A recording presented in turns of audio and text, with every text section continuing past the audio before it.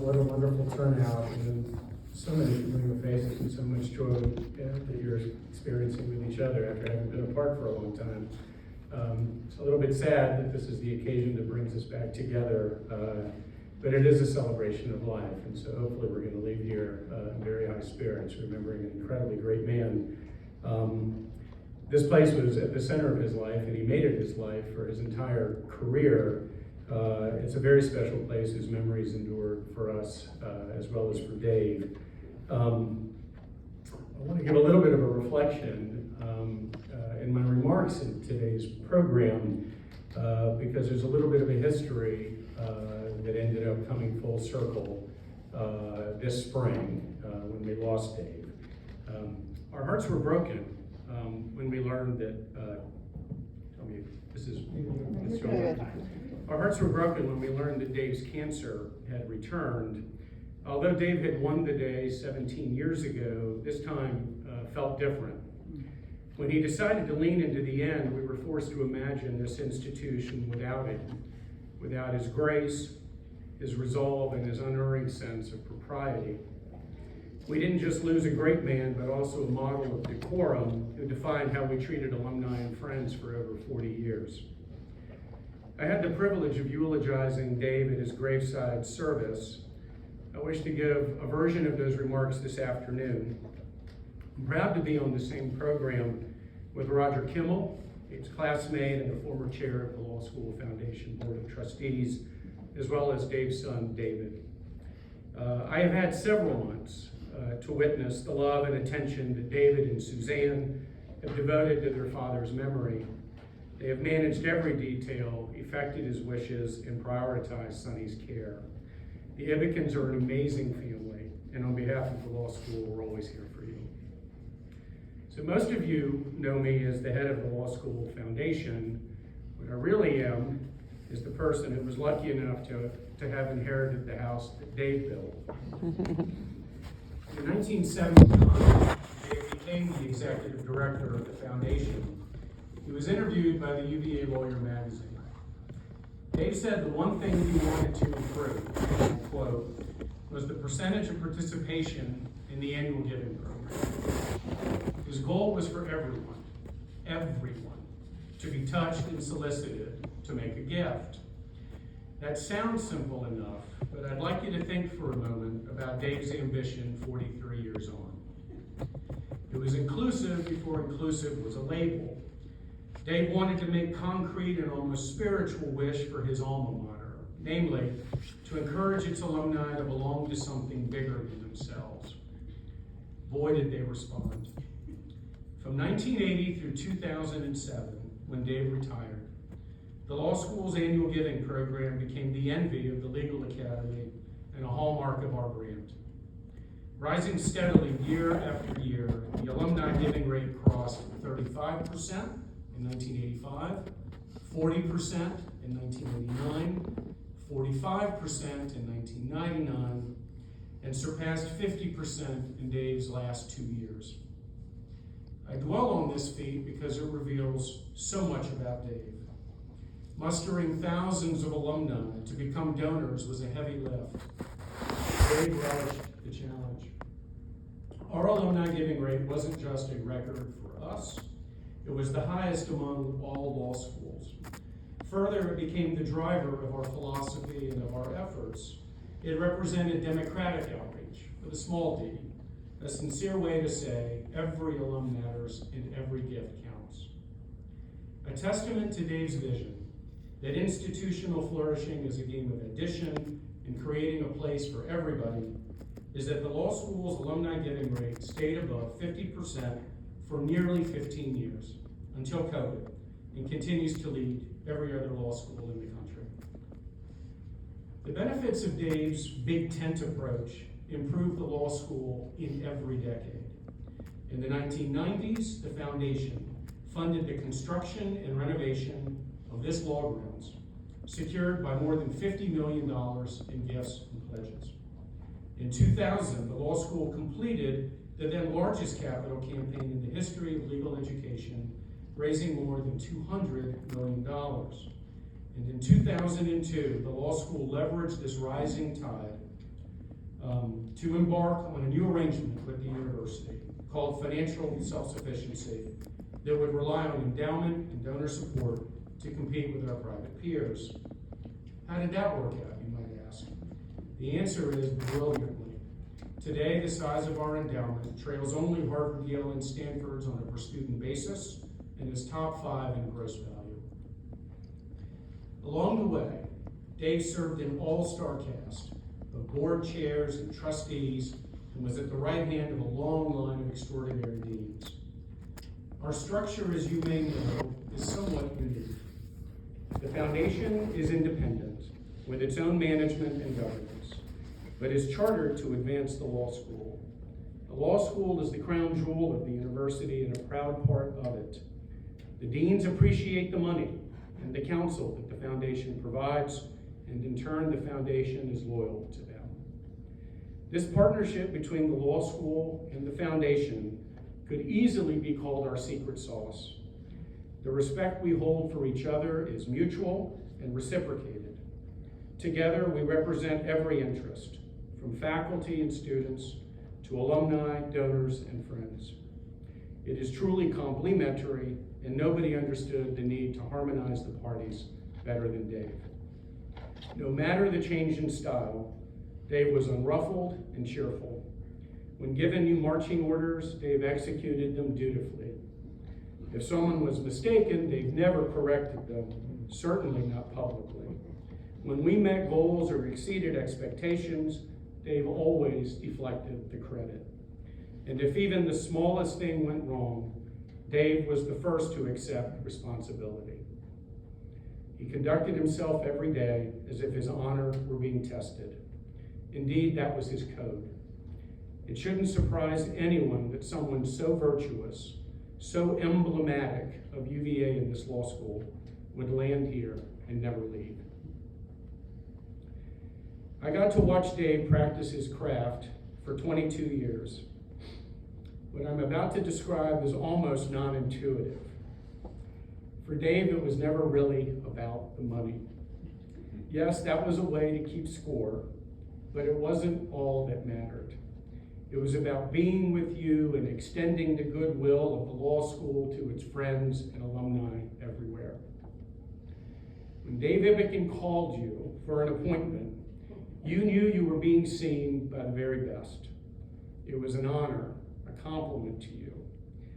In would come this courtly man who carried himself in the confident yet modest way of a former Princeton running back, which Dave was. He would have on a bow tie.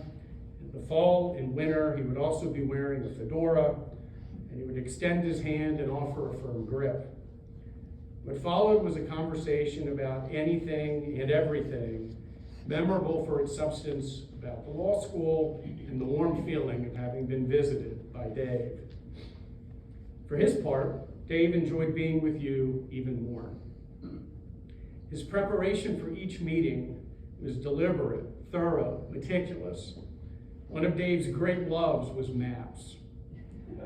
Small ones, large ones, ones with vast detail and ones with complex legends. Before ever leaving his office, he would pull out his maps and study the geography of your city and state, wanting to see the world as you see it and navigate it the same way you do. It was an act of kinship with you, a sign of respect for who you were and where you lived. If you had a particular like or dislike, Dave knew it. If you had a sensitive matter on your mind, it's possible Dave knew it, but he was too discreet to mention it unless you did. Which is why, more often than not, you might actually confide in Dave, trusting that he could help, because he often did, and would care, which he always did. And when Dave returned to his desk in Charlottesville, he would dictate a proper letter to you, thanking you for your time, telling you how much you mean to the law school, and hoping to see you again. In all my years reading Dave's correspondence, I can't recall that he ever made an ask or solicited a particular gift. Clearly, somehow, he did something of the sort. But a review of his work reveals only a devotion to process. to putting one foot in front of the other in a journey he fully expected would last a lifetime with each and every donor to the law school.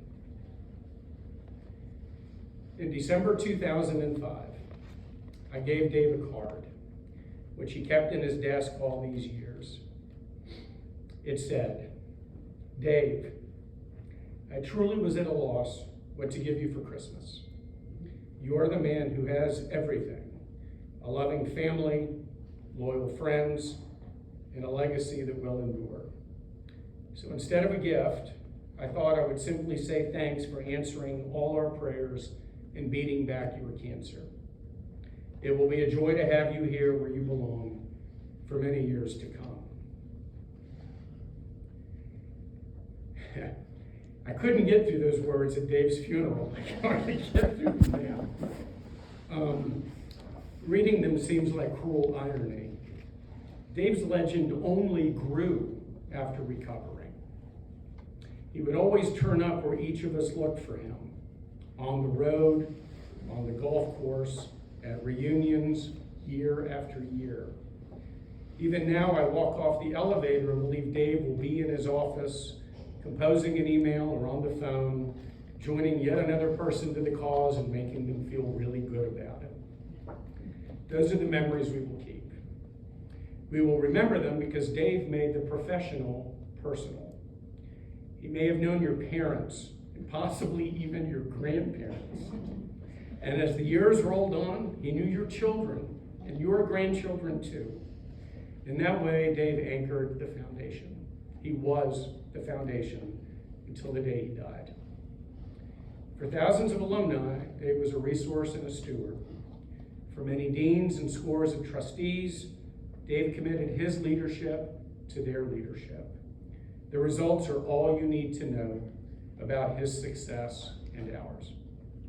Last, for those lucky to have been Dave's colleagues, he mentored us with patience, concern, and, if you were lucky, a story illustrating that he had walked in your shoes and you were now walking in his.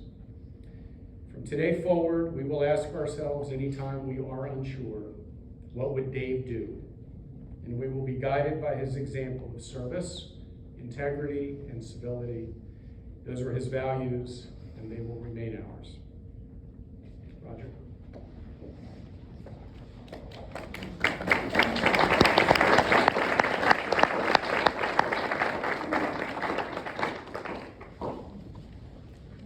We should have compared notes when describing the same person. We gathered today to celebrate the life of our wonderful friend, classmate, and colleague, David Ivigan. Dave was an old world gentleman. He was selfless, genuine, and led by example. He treated all individuals with respect.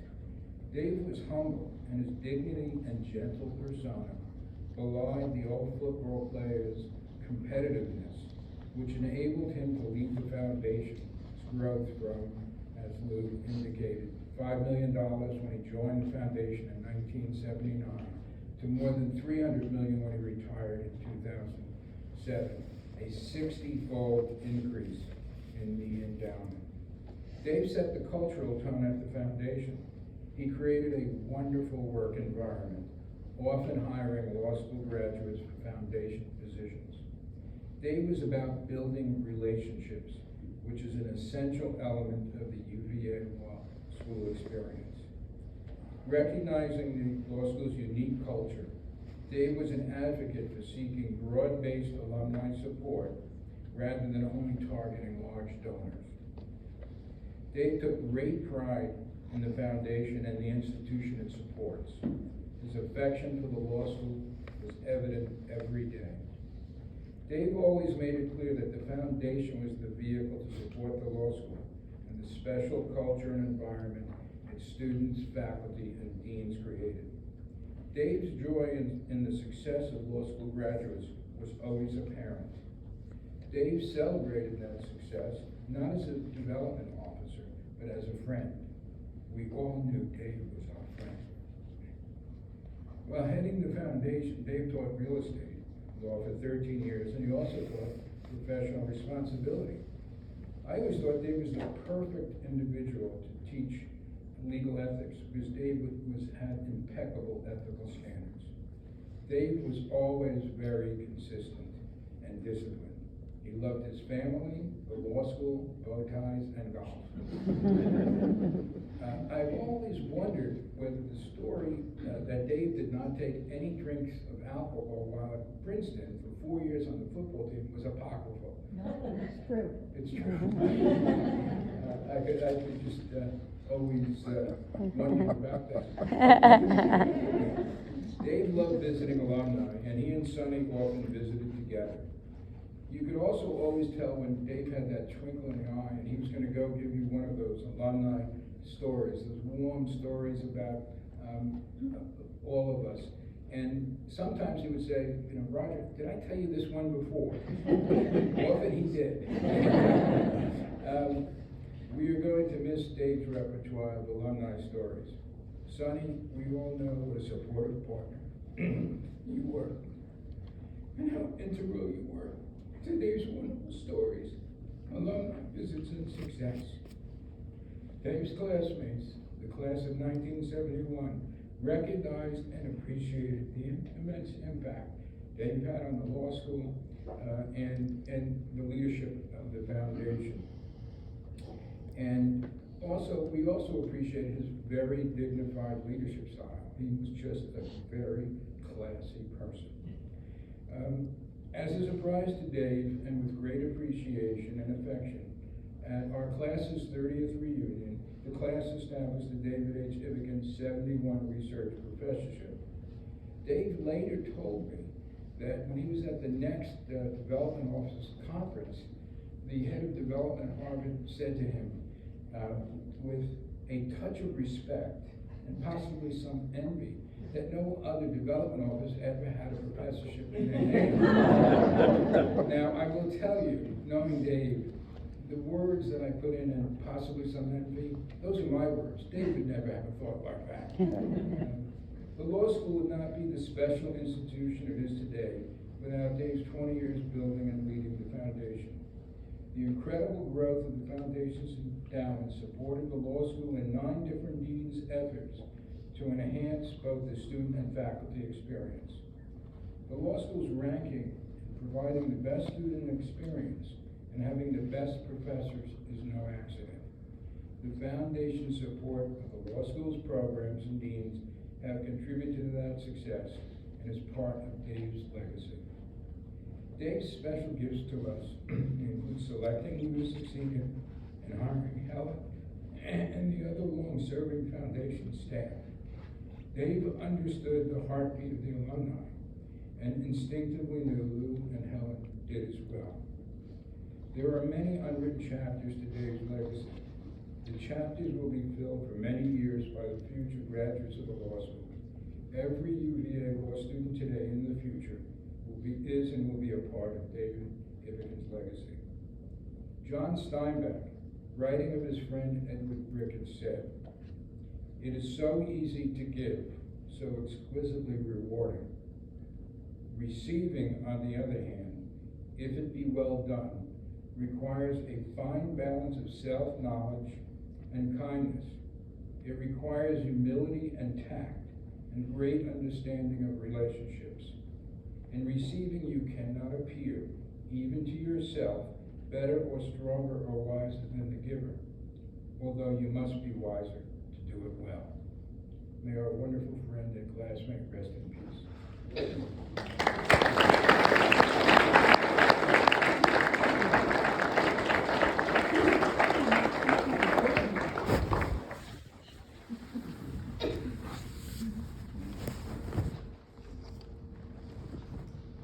Thanks, Lou. Thanks, Roger. And thanks to everyone for coming out here and sharing in the memory of my dad.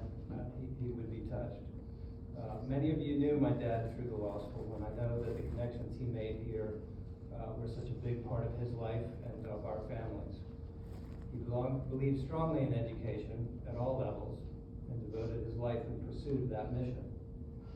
Some of my early memories are of the way he would teach us how to accomplish whatever it was we were trying to learn. Throwing baseball, on a golf club, writing a paper. He had a real talent for breaking things down into the fundamentals to be more easily practiced and understood. Always asking the question, why is that important? It was a methodology for problem solving that I think my sister and I carry with us to this day. He was a man of unwavering character and principle, with a calm demeanor and quiet confidence, be it at school, at work, or at home. Even as a young man growing up in South Jersey, his sisters would refer to him as Deity Dave.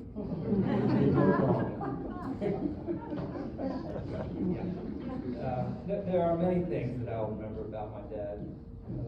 Laughing at old Pink Panther movies, Hogan's Heroes, MASH, even a little Benny Hill. My dad's defending the difficult job of a referee. He was a high school football ref for several years, and always sympathetic to the impossible position in which a ref might find himself out on the field. Driving by a stadium on family trips and hearing him say in the car with some excitement, "Look, kids, there's the stadium." My sister and I would look up and say, "Yep, there it is." That was exciting to him, and I am certain he would plan his driving routes just so he could say that. That guy. And as is evident here today, his ability to talk to anyone and find common ground. He was very good at that. But perhaps one of his crowning achievements was his addiction to playing 9 holes of golf with only 2 clubs and shooting par. The golfers at Farmington may not have always known his name, but they sure knew of the guy who played with 2 clubs. And of course, he loved going to UVA games. It didn't really matter the sport. He was a fan of competition. He was a true fan of UVA. My sister Suzanne, my mother Sonny, and all of our family looked up to and admired my dad for the way he lived and the person he was. He was a good family man, a good teacher, and a good father. We'll miss him.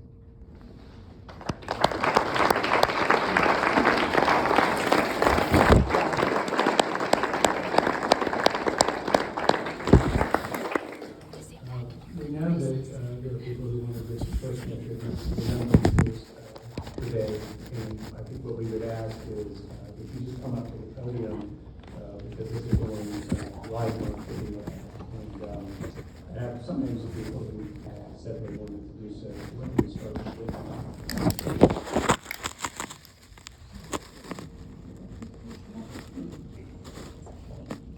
I'm going to try not to be quite as loud. Sonny, Suzanne, Kurt, Betsy, Tom, all the Advocate family. We share your loss, and we are honored to be here today to remember Dave.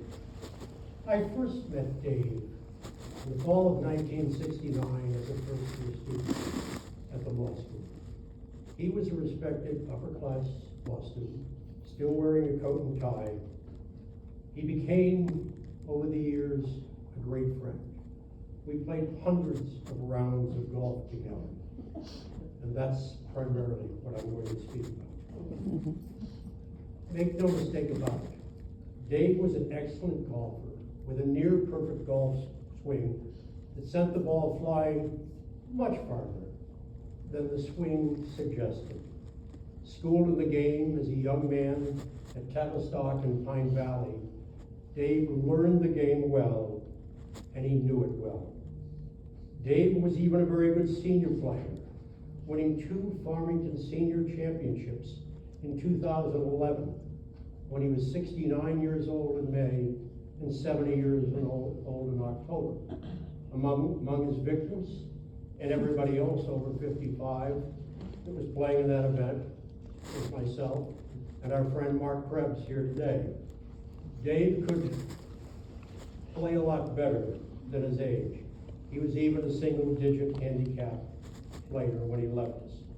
Hole-in-ones, Dave made at least 7. I saw him make one at the Greenbrier in 1979, and I saw him make another at Farmington a few years later. He even saw me make 2 hole-in-ones at Farmington. Typical of Dave, he was far happier were my lucky shots than his excellent ones. For Dave, golf was both a friendly game and a challenge. As time went on and his shoulder began to bother him, he lost a little bit of distance off the tee. And as a consequence, he began to construct his own quiet challenges on the course, most famously with just 2 clubs, a 4 hybrid and a 9-iron. Yeah, he played the forward tees, but as David suggested, it is remarkable how often he broke 40 for 9 holes and even played the course at even par. A putter? Not necessary. Dave could strike the ball perfectly in its center with the blade of his 9-iron and send it towards the hole with perfect pace. Professionals on the tour did not putt as well as Dave did with his 9-iron. For some of you here today, you've had the opportunity to see Dave play. You know that there was a peacefulness about his game. Hit the ball, find it, hit it again. Never a bad word, no matter what the outcome of the shot. And in between, as has been alluded here today, great stories about the great alumni and supporters of the law school. Foster Arnett, Mortimer Kaplan, David Harrison. I could go on. Dave knew who made a difference in the law school's history. It is said that golf is a gentleman's game. That phrase was born hundreds of years ago when only the gentleman class played the game, regardless of their demeanor or morals.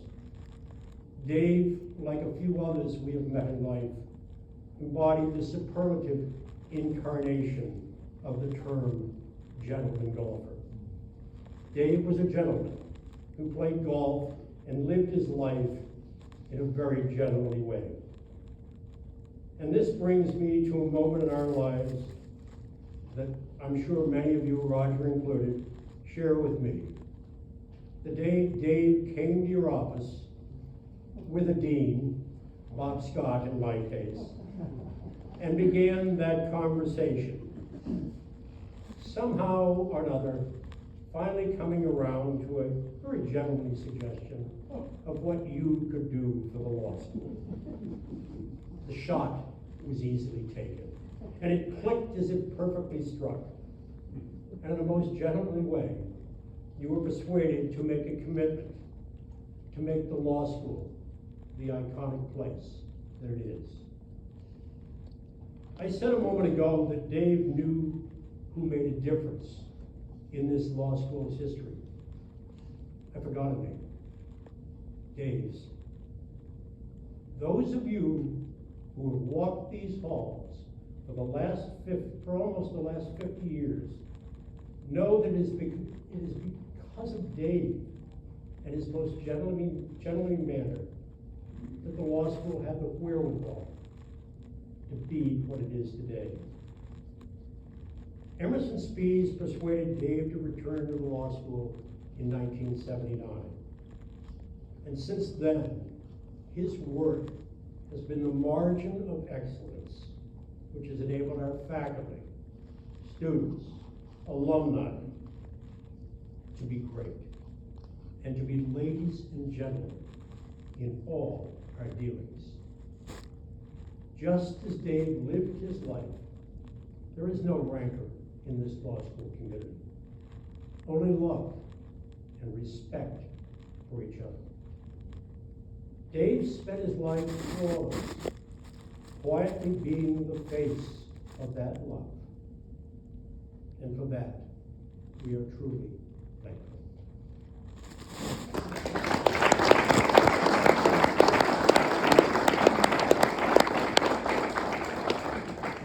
I have names Bob Reardon.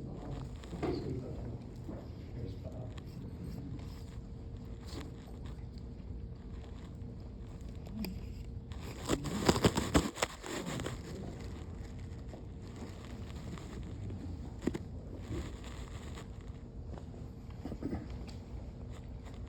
One slight correction, wonderful remarks on all the food. Sonny and I were at Yale Bowl back in November of '62. Cosmo was the runner. David must have already passed the ball. David and I bonded over these past 30 years because we had many life experiences in common.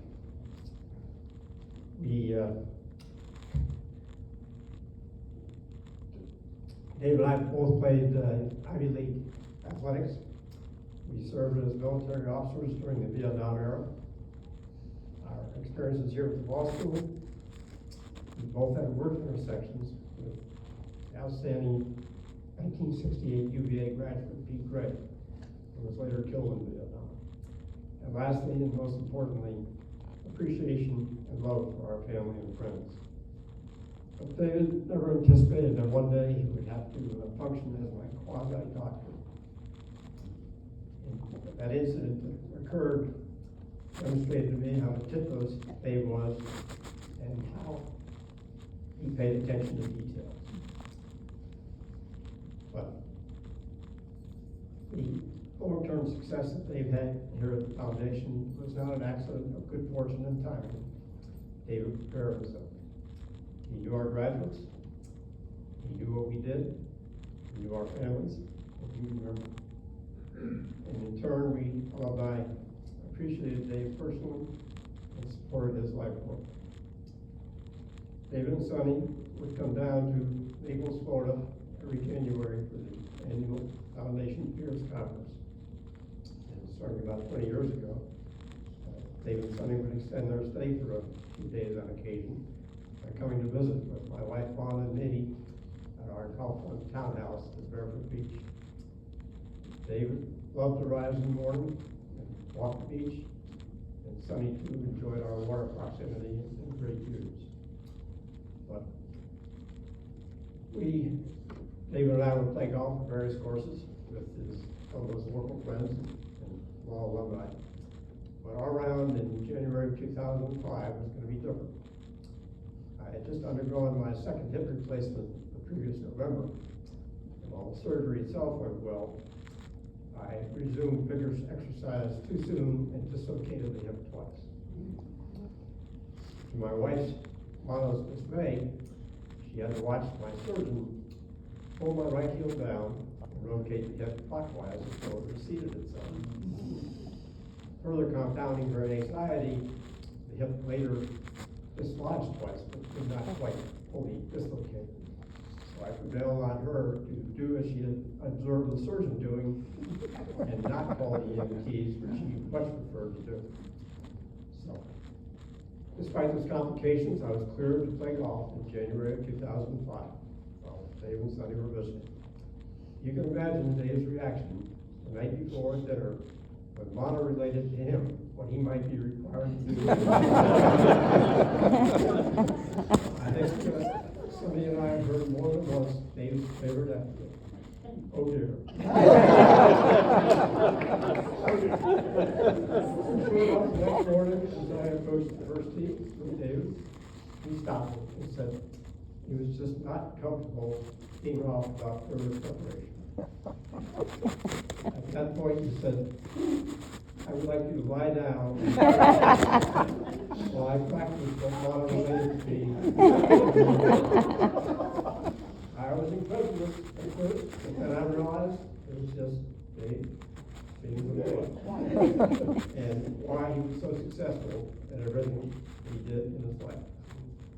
So, I dutifully lay down on the ground, David got down on his knees, and practiced what Lana had related to him the evening before. To the astonishment of the other golfers gathered around. After a few minutes, he stood up and said, okay, he was now ready for us to play golf.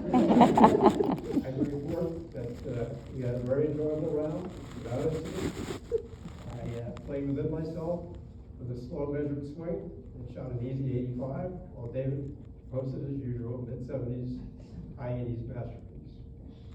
David became a special band and friend. Rest in peace.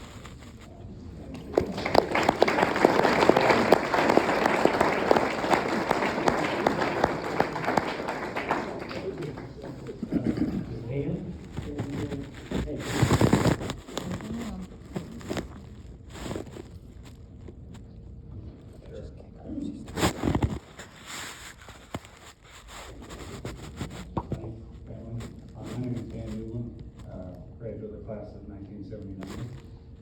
practiced almost my entire career out on the West Coast. But in the early 80s, I was sent back to Washington DC to work on a long project. And rather than staying up there for the weekends, I would come down here to Charlottesville, and David and I would play Farmington. Now, I'm not sure exactly how the allocation of my guest fees went, but we often played with Peter Lowe.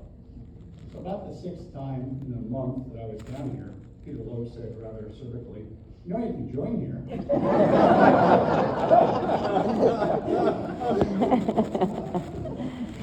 But of course, in typical fashion, David, ever gracious, said, "I'd be pleased to be your sponsor." And he was.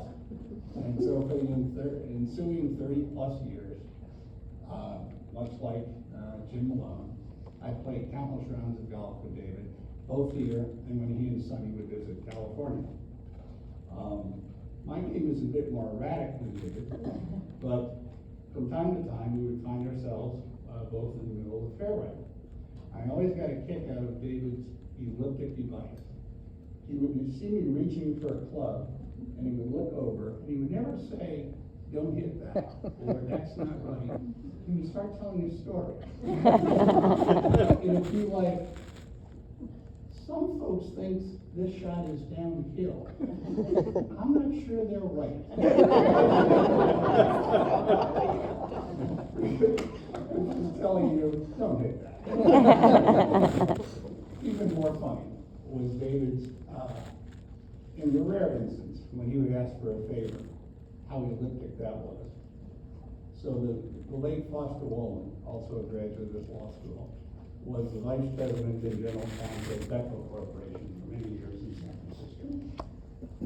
And David and Sonny were coming out, and David rings me and says, "We were going to play with Foster at his club, but Foster has found out there's a tournament, so we can't do that." And there's this pregnant pause. And I realized David is asking, "Can we come play Claremont?" So I said to David, "Well, let's see. I need to work through this. Foster is the senior vice president and general counsel of Bechtel Corporation, which has about 30 to 40,000 union and non-union employees. My firm has 900 lawyers, 750 do some aspect of labor or employment law. I'm thinking I could probably get Friday afternoon off to take Foster to play. Is that what you'd like to do?" And of course, in typical fashion, David said, "That would be wonderful." So, what else I wanted to talk about today is how David's friendship spanned a generation to my sons. As soon as they were able to play, I have 2 sons, Eddie and Brendan. And Eddie was a serious golfer, played golf on scholarship at college. Brendan, we'll get to later, a very fine lacrosse player.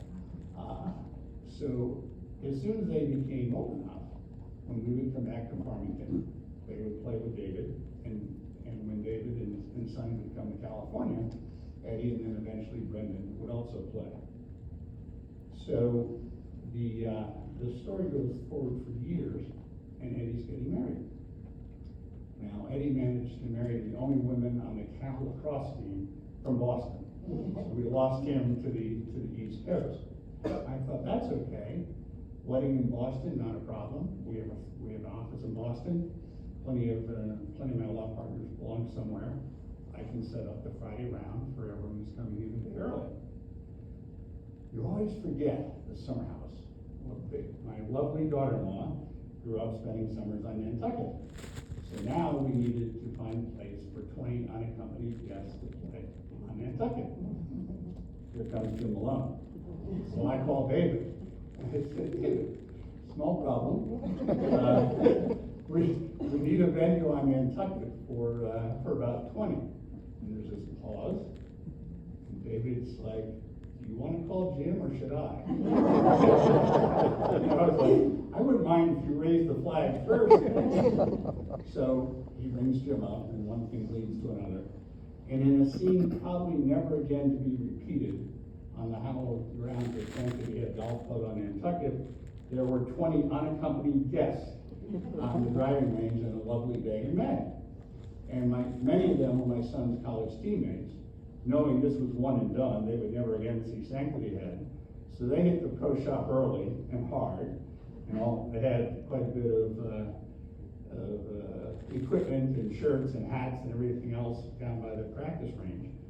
And then I needed to go up and pay for 20 unaccompanied rounds at Sanctity Head.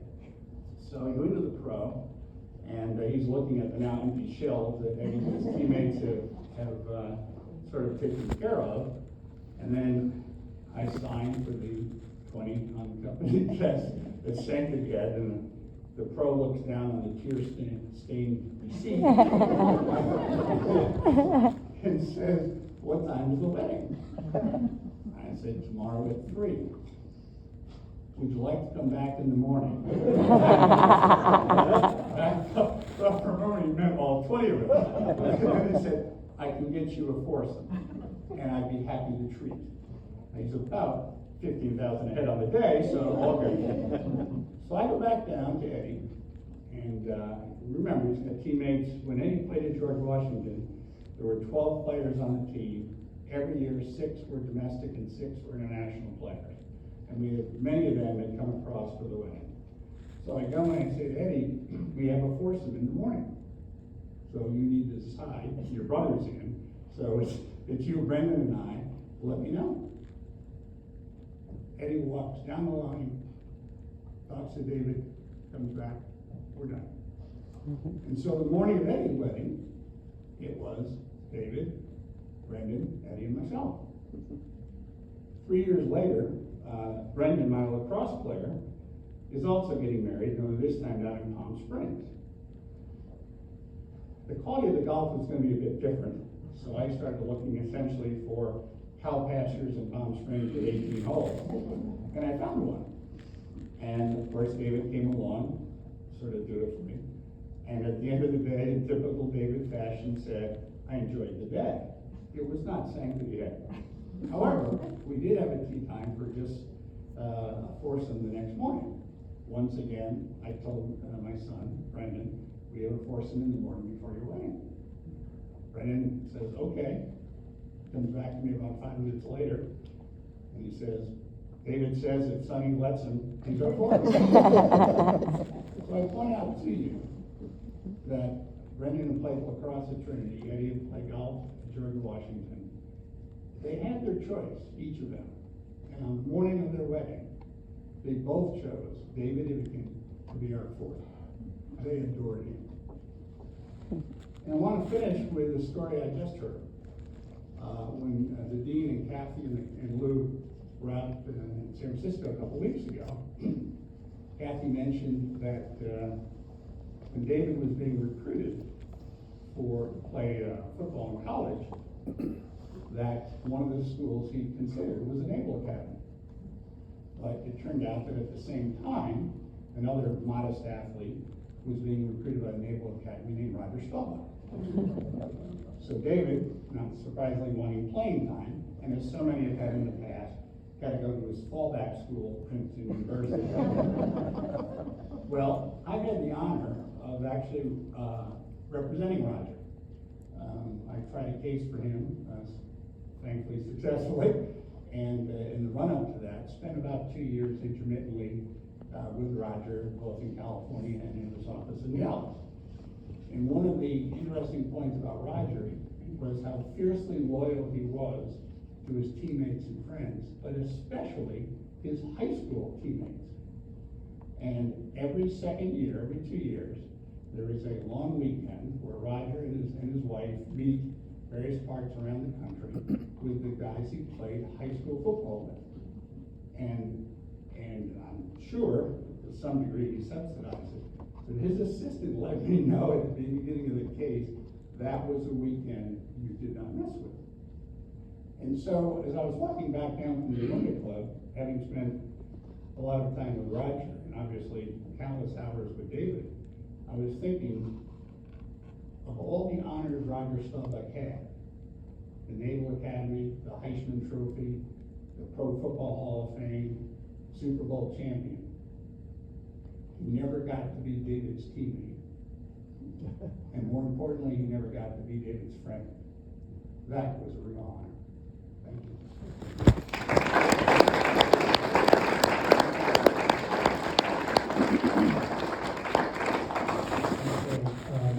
And this is former colleagues of Dave's and former colleagues of mine that have things I'd like to share on the list. But Tom, Anita?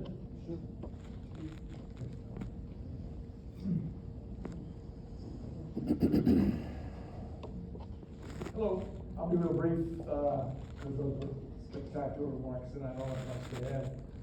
For those who don't know me, Tom DeVita, I was the Associate Executive Director of the Foundation from 1995 to 2001. Fortunate because I have a little gray hair, full story there. But I met Dave actually as a first-year law student when they somehow Elaine and Beth and Dave wrangled me into being the chair of student-funded fellowships. It was the precursor to a lot of the public service pieces, but he was my professor in real estate practice. And at that time, practical courses in law school were really not there. Well, I would see the course, and that course actually still stays with me, even though it's a very small course in my third year. Anyway, I'll just give a couple quick thoughts. One is the bow tie. We always had a bow tie on. I had some in law school taught me a little bit on a bow tie, but he perfected how to tie a bow tie. The other thing is, hasn't been said, but has been mentioned, he loved his shoes.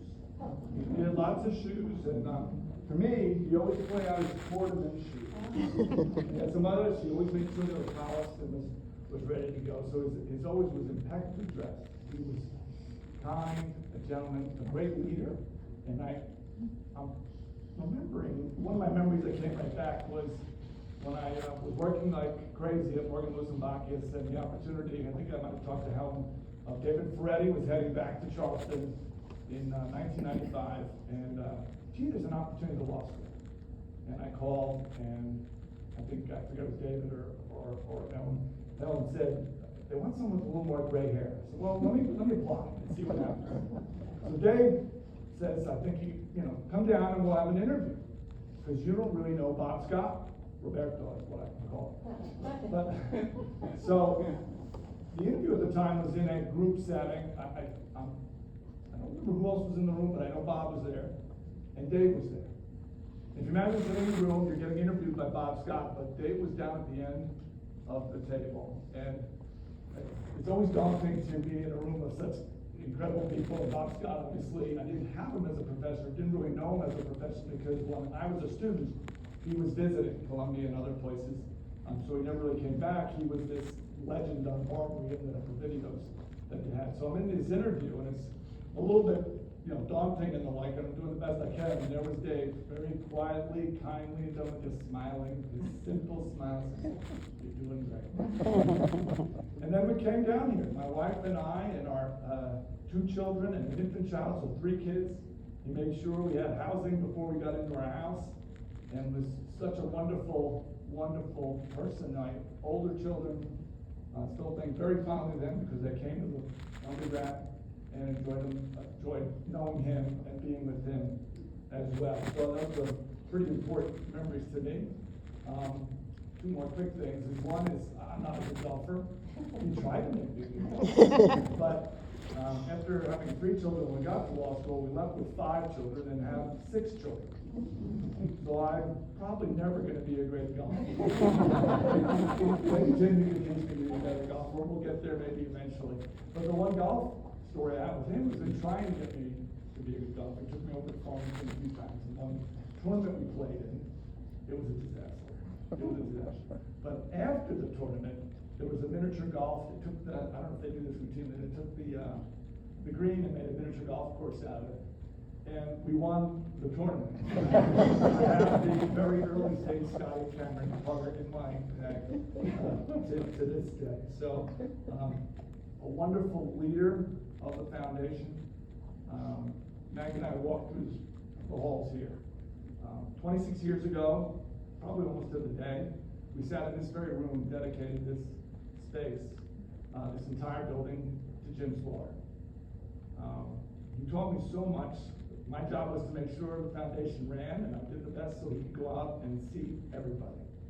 Incredible memory, meticulously prepared, always kind, with a gentle word. I'm not sure he ever raised his voice, at least never around us. And we always did some amazing things. He cared about every donor to the law school, but he also very quietly said is you pay a little extra attention to those who can really help you out. He stays with me every day. I go to the office. Obviously, because of the pandemic, I don't go to the office as much, but my office is on the backside of the Seagram building.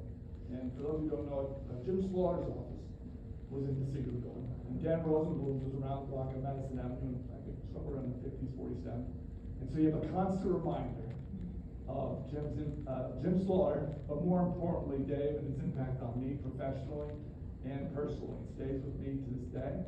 I've worked for 21 years at a firm after leaving the law school in 2001, and a lot of the leadership skills and management skills, staying calm in the face of the storm, being humble, and being kind has stayed with me to this day. So I'm forever grateful for David's impact on my life.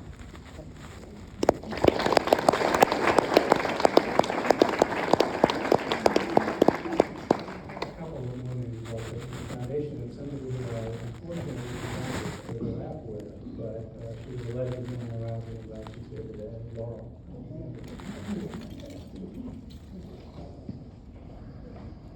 Dear David, the best job and the best boss I ever had were at the University of Virginia Law School Foundation. I never expressed to you how much I appreciate working with you or what a wonderful manager you were. Standing in the door of my office, you would ask, how are we doing? You were kind, but always moving me forward to our goal of raising as much as we could in the ambitious campaign to build this law school. My next jobs in Washington at PBS and the National Gallery of Art were educational. However, I missed the special kind of people attracted to UVA Law School that Dean Bob Scott often describes. Beyond brilliant, beyond successful, what UVA Law School graduates, professors, and the foundation staff exhibited was a collegiality not found anywhere else I've ever worked. You were so much a part and leader of that culture, David. So thank you for hiring me. The two projects I still hold high in my heart are Alumni Lobby and the Thurgood Marshall Research Professorship. And I have used the magical gift tables many times to raise money. With my wonderful husband at age 87 and my dear mother at age 97, I am reminded that our lives are not defined by what we can do now, but by the arc of our lives. Please know, David, that your arc is tremendous, and there are many of us who grew in your mentorship.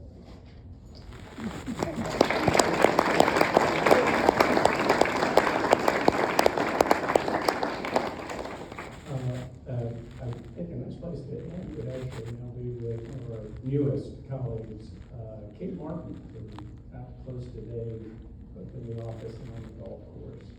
Kate.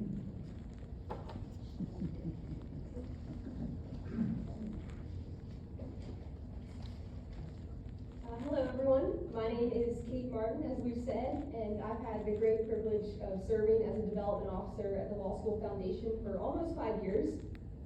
My favorite part of this role is relationships. Relationships with you, our alumni, with the law school, and with those within our foundation staff.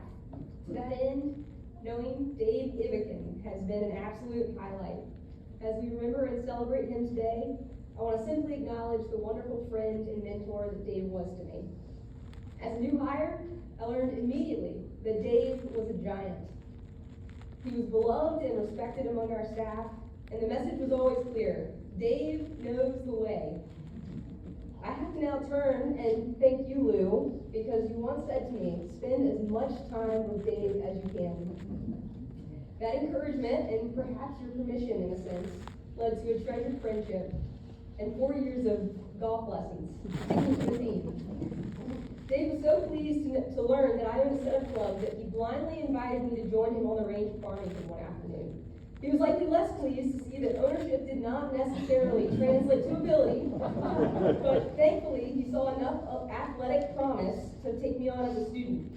Initially, all of our time was spent on the range, and he would demonstrate a swing flawlessly, talk me through each motion, and then turn to see and critique my own attempt. I developed a thick skin, as quite frequently I was met with a, dear me. No, wrong, and do it again. With much practice, I finally graduated to walking 9 with him, and the more regular occurrence of the warmest compliment of not bad. He continued counseling me on my swing and green reads, often showing off, as Jim said, one-handed wedge putts in the process. But as I gained experience, he had the space to tell stories, often about his life and about the law school, which actually translated to a tremendous living history of this place. It's likely, in fact, that I have heard a story about every single one of you, but don't worry, as you might expect, you are always sincerely the hero of every tale. What I gleaned from all of our conversations were 2 things. One, he absolutely loved this place, and secondly, and what I admired most about him, is the enormous care he invested in his relationships over the years. His interest in every person was sincere and deliberate. He spoke of everyone with a genuine goodwill, and his on-the-spot recall of each person will forever astound me. He was a brilliant example of leadership and of living that is worthy of emulating. So 4 years later, thanks to Dave, I can invite any one of you to a round of golf, and I'll openly say, do not bet against me because I have Dave Ivikin's voice coaching me through every shot. More importantly, Dave, in all of his ways, said time and time again, people matter. You matter. And I hope that we continue to say that with all of our interactions with every one of you, and that Dave's presence to that end is felt tangibly among our team. I absolutely love and adore Dave Ivikin, and I'm deeply grateful to him. Thank you.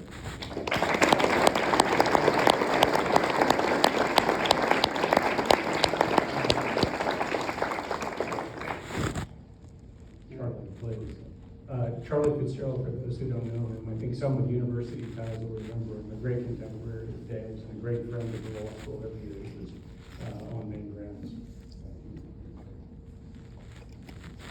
I had not prepared anything, but apropos of some of the themes of this day, I'd like to just tell you about a couple of events. Dave and I went to London to a fundraising conference on international fundraising. The head of this conference was Scott Nichols, the head of development for Harvard. In fact, do you know what his title was? Dean of Development. Picture that against what you heard about Dave.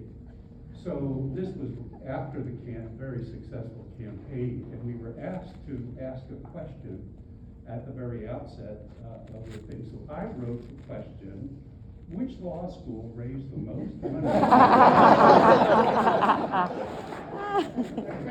And Scott Nichols agreed.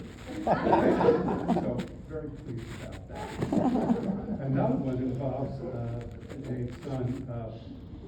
I guess it was on the phone to him or something. And I had a teenage son at this time. And I mentioned Dave Ivikin. My son came over to me and said, you know Dave Ivikin? And I don't let him know the band in this city. And so he thought it was this Dave. And I had to explain that. Two other things, more serious things. During the campaign in the 90s, I got development officers together to talk about aspects of our business. And I was looking for something that would be a wonderful capstone to a CD that we created. And I asked Dave if he would let me interview him. But what I talked to him about were not techniques or anything else. I was talking about how you create a culture of giving.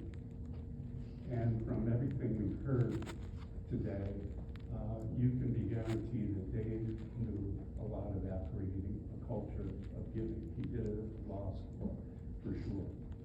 Also, as having a role across the university and chairing a number of, like a post-campaign committee or some other kind of ecumenical committee, the one person I wanted on that committee was David, because I could rely on him to be straight, to have integrity, and to take the past seriously, to put aside, in a sense, his law school only allegiance and really think through the issue sincerely. So, Dave and I started at the Darden School in 1988. Dave and I played in the same athletic conference in South Jersey. He was 2 years ahead of me. He went to Princeton for football. I went to Penn for basketball. So he's always been a close colleague, a mentor, and a friend. Sonny, to you and your family. I'm sure there, as you can see, so many happy things about Dave's life that I hope it helps you the ones you must be. Thank you.